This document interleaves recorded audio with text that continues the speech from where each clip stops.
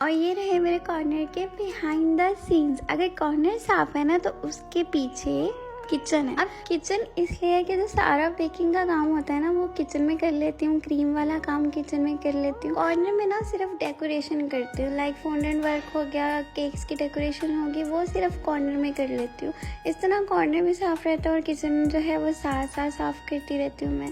तो ये सारा बैटर ना मैंने रेडी कर लिया था और अब बेकिंग प्रोसेस चल रहा था। और यहाँ ना मैं विंटेज कार्ड बना रही थी, जो कि मेरी कैंडल बार बार बुझ रही थी, फिर मैं करती थी, फिर बार बार बुझ रही थी। फिर मुझे आइडिया आया कि यार आराम आराम से ना पेपर को लगाना है, वरना हवा से कैंडल बंद हो जाएगी। और सच कहूँ काम हमेशा पहली दफ़ा ही मुश्किल लगता है, उसके बाद जाके इजी होता है। ये जब मैंने फर्स्ट टाइम बनाया मुझे इतना मुझसे हो ही नहीं रहा था, बन ही नहीं रहा था।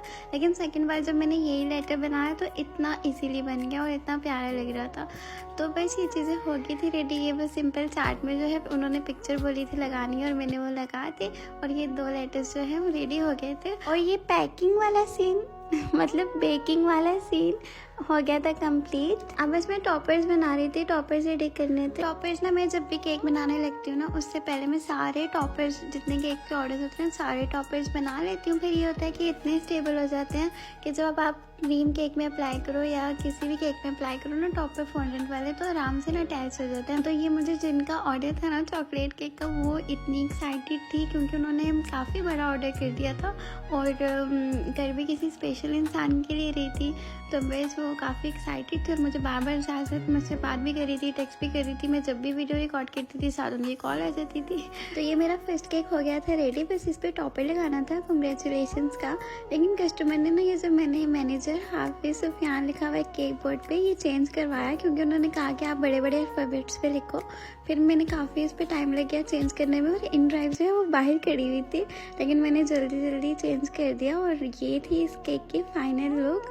और ये ना इतना यूनिक सा लग रहा था क्योंकि जो इसका टेक्सचर है ना मैंने ना वो वुडन टेक्सचर दिया था। अब जो कस्टमर ने केक के साथ ऐड कराई थी चीज़ें वो ये थी कि ट्रांसपेरेंट बॉक्स उन्होंने ऐड करवाया था, फेरी लाइट ऐड करवाई थी और स्टिकर तो मेरा अपना तो ये 7 बुके थे और ये बैलून्स भी उन्होंने ऐड कराए थे। तो ये फुल पैकेज था और लाइट के साथ केक बहुत प्यारा लगता है और कस्टमर को भी ना केक इतना ज़्यादा पसंद आया था। आपको भी फीडबैक दिखाती हूँ उनका। और ये रहा कस्टमर का फीडबैक। और जो मैं नंबर सेव करती हूँ ना जिसकी बुकिंग हो जाती है ना उसका मैं ऐसे नंबर सेव कर देती हूँ टाइम और डेट के साथ, ताकि जब मैं बनाने लगूँ मुझे सब कुछ पता हो।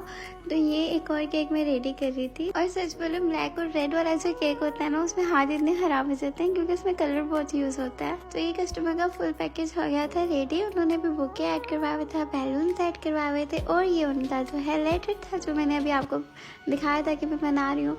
और ये पूरा हो गया था पैकेज रेडी। तो बस अब मैं इसका थोड़ा सा शूट कर रही थी। तो आज ना मैं आपसे सारे फीडबैक भी शेयर कर रही हूँ कस्टमर्स के।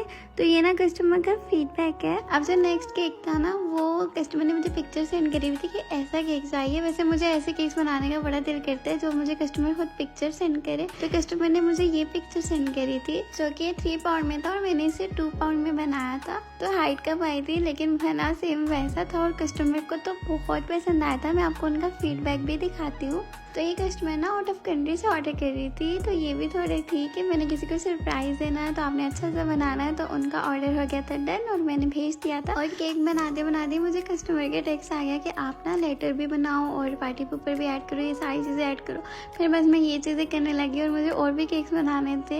ये वाली चीज़ें ना एक दिन पहले होती है, सेम डे में करना थोड़ा मुश्किल हो जाता है, लेकिन मैंने जल्दी बना दिया और कस्टमर को भेज दिया क्योंकि उनका ऑर्डर पहले ही चला गया था और ये चीज़ें बाद में जा रही थी। तो ये चीज़ भी मैंने भेज दी थी। और अब इस टाइम पे ना मैं इतना थक गई थी।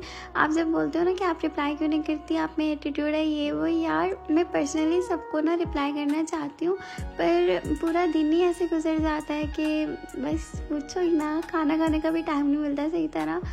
तो बस ये सारे ऑर्डर्स हो गए थे रेडी और ये तो ऑर्डर था अर्जेंट था। मुझे तो ये लगा था ये ऑर्डर कैंसिल हो चुका है, लेकिन कस्टमर ने कहा नहीं मुझे चाहिए, आप बना कर दो। फिर ये बन गया था और ये कस्टमर को जाके 11 बजे रिसीव हुआ। और बस मैं जब भी 10-11 बजे फ्री होती हूँ फिर मुझे जितने भी मैसेजेस आते हैं मैं रिप्लाई कर देती हूँ।